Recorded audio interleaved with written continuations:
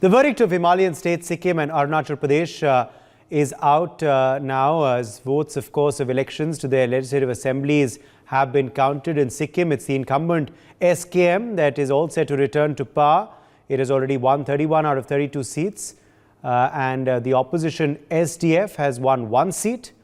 Well, the big question, of course, is this the mandate then for the 2024 Lok Sabha polls as well from the Northeast? Joining us at this point is Rami Niranjan Desai, Northeast expert. We also have Amarjyoti Bora, senior journalist, joining us live. Tasaduk Ariful Hussain, ADR Assam coordinator, is live with us. Sumit Peer, senior political commentator, also joins us live. Let me begin with you first. All right, before I go across to our guests, let's quickly show our viewers the results, what has emerged so far in Sikkim.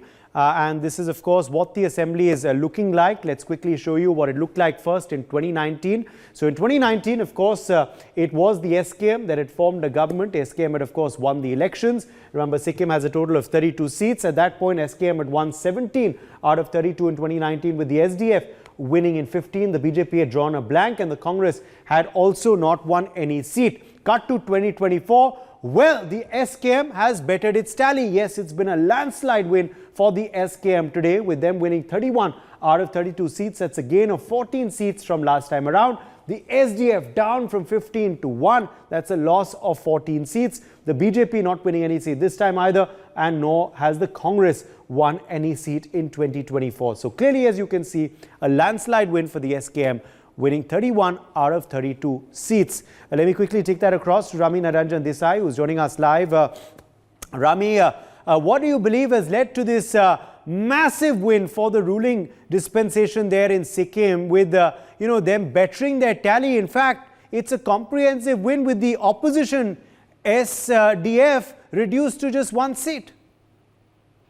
Good afternoon, first of all. Yeah, it's an incredible increase, 14 seats is what they've gained, and I think that really shows the kind of management that was done in the last few years, especially in the last year when, the state was faced with flood-like situations, Teesta River and the dam breach, and the kind of management that was initiated. So I think that has reaped benefits, Let us also not discount the fact that the previous Chamling's government also was under heavy scrutiny and criticism before the new government came in. So, Chamling's popularity was already on a downturn. But having said that, this really is a reflection of good governance and, the kind of inroads that this party has made in Sikkim with the kind of initiatives that it has taken. I don't think one can discount the kind of efforts that they had made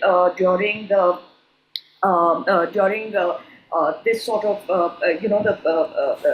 the flooding situation that they faced last year.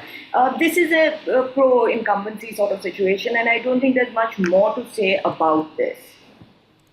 Yes, Amarjyoti Bora, according to you, what were the major achievements of Mr. Tamang, which you believe have led to this kind of landslide? We did see how Baichung Bhutia had also joined the SDF, had merged his party with the SDF, was of course contesting as well. But all of that has not helped their cause, with the SDF down to just 1 seat and the SKM sweeping the election.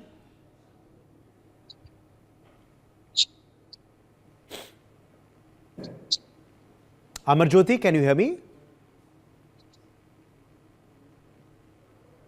Okay, I think Amarjyoti Bora is, we've lost his connection, but let me take that across to Tasaduk Hussain. Tasaduk Hussain, are you able to hear me? Okay, I think we're having trouble with Tasaduk as well, unfortunately. Sumit Peer, are you there with us? Yeah, so okay. Sumit, clearly, of course, a big win for the SKM. What do you believe are the factors that contributed to this? And now the big question as to what the relations of the SKM and the central government will be. If it is the NDA that forms government, as exit polls are indicating, what relations of SKM and NDA will be, will of course be the big question. I think, Uday, the win of SKM indicates win of good governance.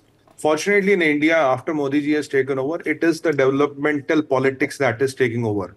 that politics of caste, region, creed, tribe, all those things are not taking over. If you can deliver goods on the ground, people are voting you. All the caste divisions in India are decimated. All the ethnic divisions, what people tried a lot, even the Hindu-Muslim divide, Hindu-Christian divide, all those things are gone. Now, what we learn from SKM is what Ramiji was rightly saying, all the things what they have done in the past and what promise they bring to the future. In my opinion, their relation with the NDA at the center is going to be very cordial, because now they know the confrontation model does not lead to the progress of the state. We have seen in some case states where there is only confrontation, and things have gone to the highway. Now here, whoever state government is cooperating with the center, a lot of developmental work is going to the states, because around 40% of the funds which goes to a normal state is from the central government. 40% of the development work is done by the central government by paying the funds. If you are not on a war path with them, if you are not unnecessarily doing politics with them, your people benefit a lot. Oh, you will have political opposition, that's okay. But if you just oppose the center for the sake of opposing it, then the things become very, very difficult. So I think everybody after this election, after the exit poll, which is right now, in 2 3 days we'll have the result. One thing is very, very clear. There are regional parties who have a role at a regional level, at a state level, and there will be some national parties.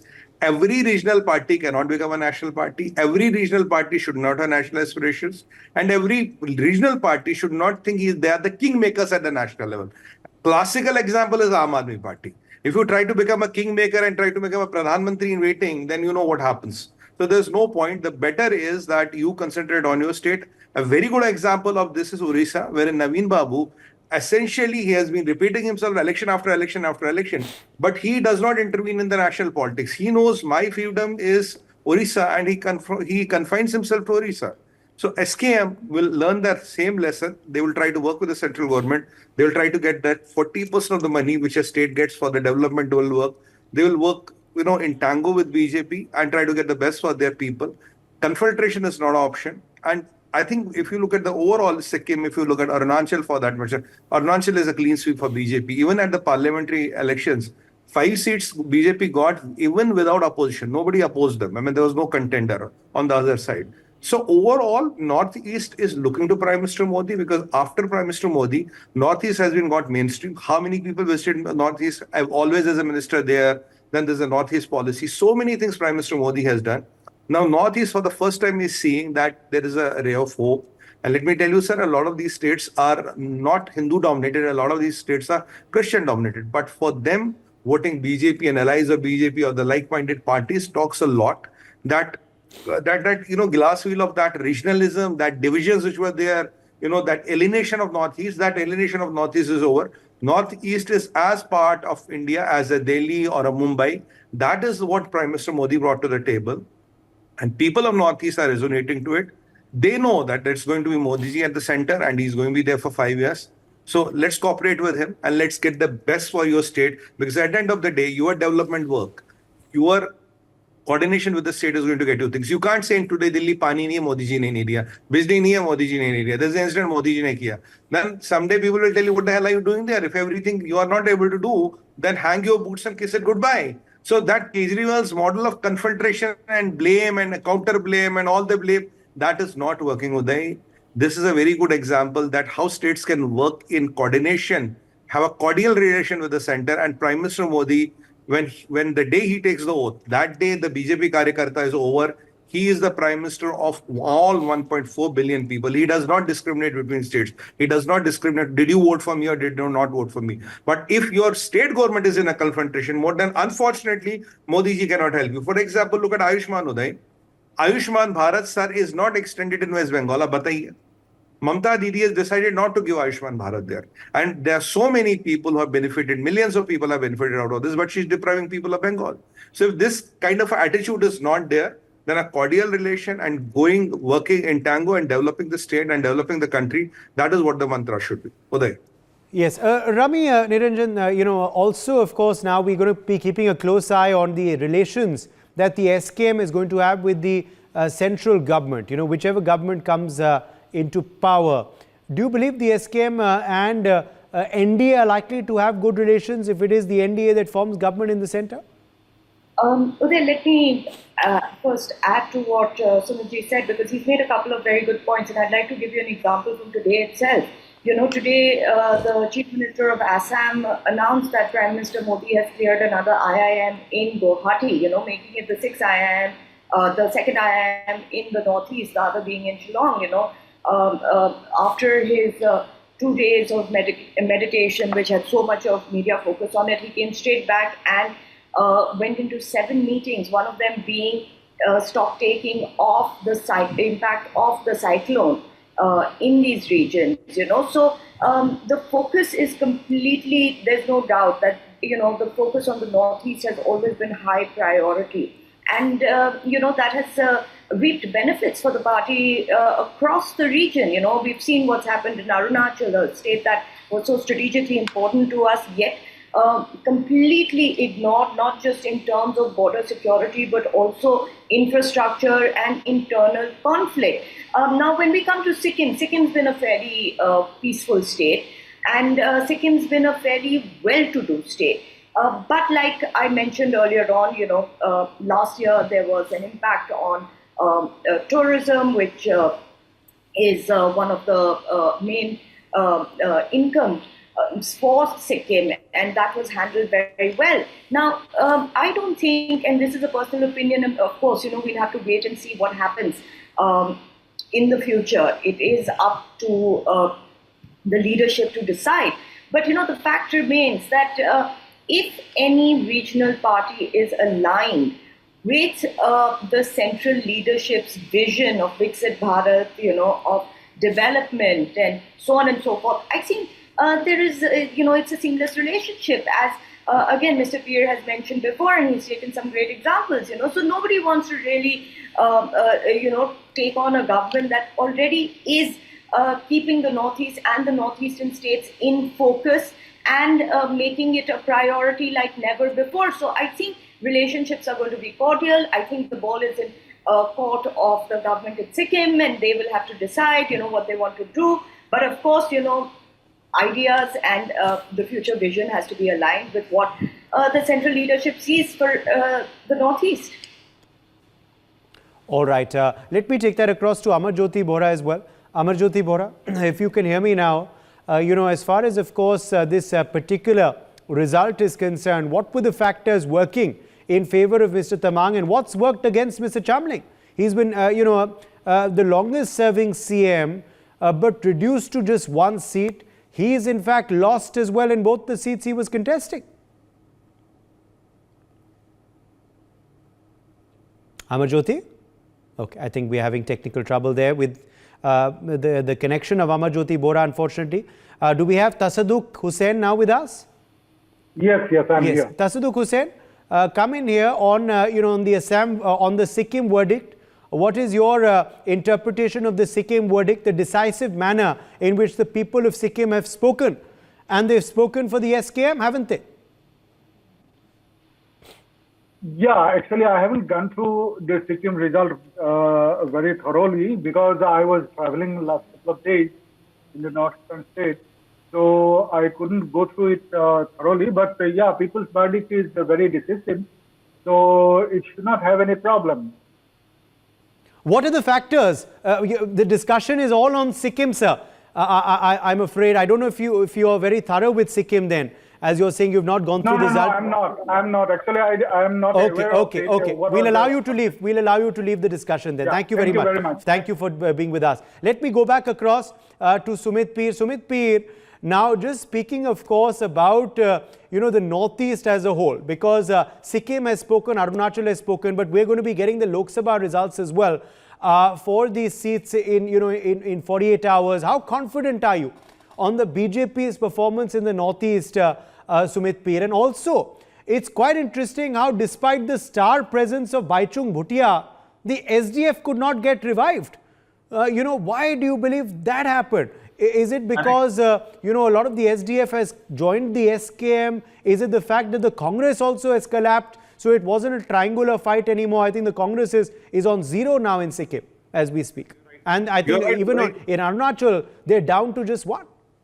I think you're absolutely right, Uday. Even in Arunachal, for the 5 seats as I was discussing, nobody could put a candidate. So जीतना तो दूर की बात है. If you can't put a candidate, how will you win? BJP opened their the mark of 5 seats even before the election started, technically, because there was no opposition in Arunachal. Arunachal BJP getting is a very, very important thing because that talks a lot and that sends a very stern message to China. And the people who believe Arunachal, who dream, who hallucinate in the dream that Arunachal is their territory, the message is very loud and clear. Now, if you talk about Baichung Bhutia, unfortunately, he has been on a path of confrontational politics.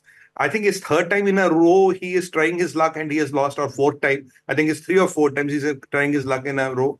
He was a good celebrity. He was a captain of the Indian football team and all. He should have aligned with the right set of people. You see, the problem of some people is they try to make their own brand of politics and they try to make their state as their brand. But when you look at the whole Northeast, when you look at the complete picture of the Northeast, you cannot run your chota mota agenda and hope to beat a bigger agenda. Let's say, what is the vision from Northeast? When Modi ji got the Chittagong port opened, the whole of Northeast benefited. When the railway connectivity was enhanced, the whole of Northeast benefited. When airports were increased, the whole of Northeast benefited. When Modi ji had a vision that every state should have an airport and you should have to build alternate routes. When tunnels were built there, roads were enhanced there, that was the vision of the whole of the Northeast. Now, if you get into a politics where you're opposing that because my brand of politics is this, it's like a typical national conference who will oppose anything which the government of India will do because that is their regional politics of Mehbooba Mufti. So that regional brand of politics, which is based on opposition, not on based looking at the collective good or looking good of the region, just being selfish and looking for what helps me, what helps my political agendas, that is what unfortunately happened with Baichung Bhutia. Though I love the person, but unfortunately he's on the wrong side of the politics. It happens with a lot of people. Regarding the Northeast, Udayji, BJP is going to do a clean sweep in Northeast. Northeast has become one of the bastions of BJP, and people have to now rest this thought. It is only a Hindu party, it's only Hindus who are voting for them, they only win in Hindu heartland, it's a Hindu party, it's a cowbell party. This is all crap what people are trying to flaunt here and there. They're trying to build these canards. Why is BJP winning Northeast line after line after line? It's the simple work. People of Northeast, our brothers and sisters of Northeast have seen the quantum of work Modi ji is doing, have seen the commitment, they have seen the development in 10 years, they have not seen in the last 65 years. Now, when you see that quantum of development, there is no discrimination. It doesn't matter whom you voted. Look, that militancy, so-called militancy of Northeast is down. Insurgency is down. A lot of things have been controlled. And Uday, by the Kannad which was in Manipur will be the disaster. Manipur ke baad BJP will be over. Oh, Manipur was so mishandled, all of Northeast will go. I am questioning those people today. What happened? Result to wo nahi bata rahe. And when the results will come on 4th, you will realize this all Manipur thing, which Congress was trying to get in all of our debates. Every Congress pravakta will talk about Manipur. The results will be a tight slap on their face, Uday. The results will be a tight slap on their. Look at Arunachal. If there was a Manipur effect, how did this result come in Arunachal? How is this decisive mandate coming in Sikkim?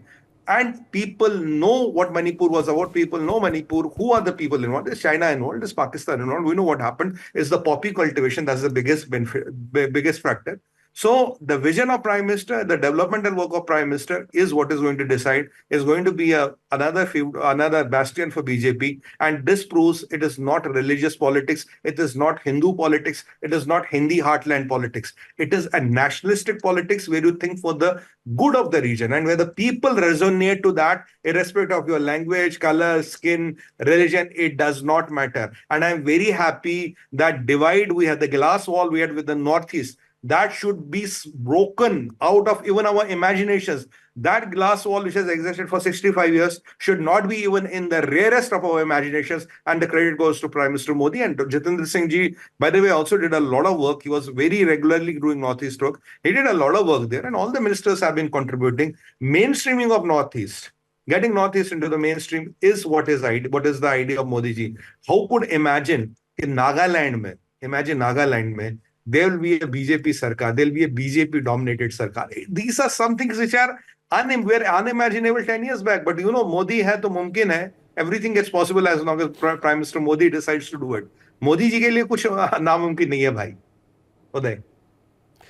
Rami Naranjan Desai, the verdict of the Northeast will be known in 48 hours from now with the Lok Sabha results expected then. What are you believing will be the voice of the Northeast, the verdict of the Northeast as far as the Lok Sabha is concerned? We've already heard what the Assembly voters have to say today. See, you have to, I have to agree with Mr. Peer. The kind of work that has been done in the Northeast is unprecedented. I have been traveling there for the last 17 years, and I've seen it, when it was in a state of complete neglect, and I have seen the changes come in a couple of years. It was proof enough to me that, these kind of changes can be made by sheer political will, except when there is zero political will, when, these states were being run like personal fiefdoms. It was completely neglected. We would go on MG Road in Guwahati, and I'm talking about as early as 2009, and there'd be bomb blasts, and these were some of the main roads of a major city. The doorway to the Northeast, Assam, Guwahati was the only place that you could land. There were no other direct flights. And media would cover this on the third, fourth page a week later, if it did at all, Now, the fact that you yourself have been covering the Northeast all day long, the fact that Manipur conflict was covered so robustly, in such a nuanced manner, shows that the psychological gap has decreased, and it will continue to decrease. Now, we must also understand the northeastern frontier is hugely important to us, that the people of the Northeast always knew, they always complained of demographic change, they always complained of insurgency, they complained of lack of development. Just with Myanmar, we have 1,643 kilometers of porous borders. We have borders with China, we have borders with Bangladesh. None of this, there wasn't 1 centimeter of that border that was plugged, ever. That kind of initiative was never taken. There was never any sort of intention of an exercise to be able to identify illegal immigrants. We've already seen in Manipur that over 5,000 illegal immigrants have been deported back to Myanmar, So these actions have resonated with people on ground because they suffered endlessly. For decades on end, they were ignored, and therefore there was this psychological deficit, there was this, there was this feeling of alienation and isolation, which we have seen change. Arunachal Pradesh as well, I have mentioned this in the previous debate as well, that there was a village that for 55 years did not have a road, therefore weekly helicopters used to drop food into that village. This is absolute criminality, if nothing else.